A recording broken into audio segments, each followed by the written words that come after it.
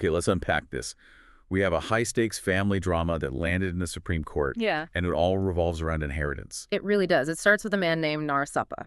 He has 8 daughters, but no son, and he's desperate to preserve his lineage. So what does he do? Well, in 1978, he takes a huge step. He adopts his own grandson, Basavarajappa, to legally be his son. The intention seems pretty clear. Continue the family name, protect the ancestral property. You'd think so. But when Narsappa dies suddenly in 1982, and crucially dies intestate, that means without a will, all that clarity just vanishes. And a legal fight begins. One of the daughters, Gurubasamma, she sues, right? She's expecting a simple, equal split. She was. She expected an 18th share of the entire estate.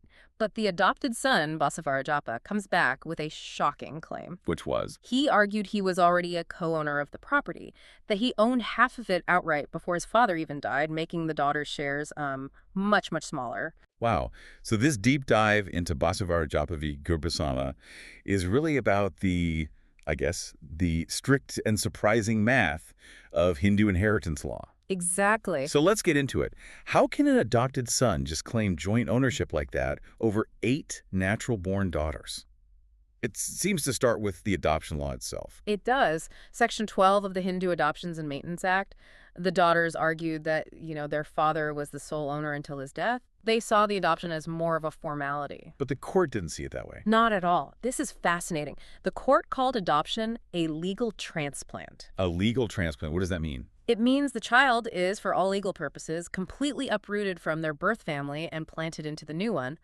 All ties are severed. They instantly gain all the rights of a natural-born son. All the rights? Yes. And because this was ancestral property, those rights kick in immediately. He became what we call a Coparcener. Coparcener. So like a joint owner from day one. Precisely.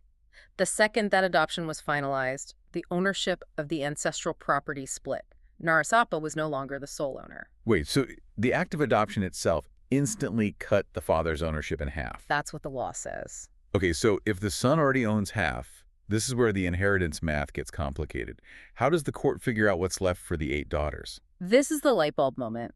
The law requires something called a notional partition. A notional, like an imaginary split. Exactly. You have to imagine a snapshot taken one single moment before Narsappa died.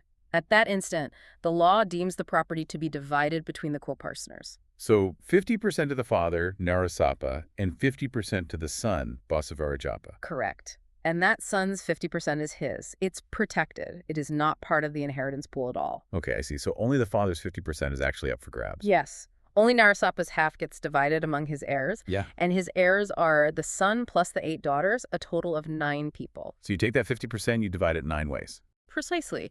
So each daughter received 19th of their father's 50%. You do the math, that's a final share of just 118th of the total property for each of them. 1/18th. That is a world away from the 1/8 they were expecting. A huge difference. Right. And the son, Basavarajappa, he kept his original 50%, plus he got a 19th share of the other half. Unbelievable. And there was another issue, wasn't there? The family home. Yes, the dwelling house. Even with their small shares, the daughters couldn't just force a sale to get their cash. Why not? Because of a now-repealed law, Section 23. Since Basavarajappa, a male heir, was living in the house, the law at the time said female heirs could not force a partition or a sale. They had a right to live there if they were, say, widowed or single, but they couldn't break it up. So what's the big lesson here for you, the listener? I think it really boils down to 2 things. First, the immense legal power of an adoption deed. It's not symbolic. It creates immediate and powerful property rights. And the second? The second is that this entire painful family dispute happened for one reason. Narsappa died intestate.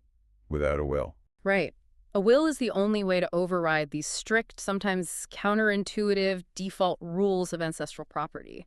It lets you state your exact intentions. And that's such a crucial takeaway. Even today, with post-2005 laws making daughters coparceners too, the core logic of this notional partition still applies when a joint owner dies. Yeah. It just makes you wonder, how different would the lives of those 8 daughters have been if their father had just written a simple, clear will? It would have changed everything.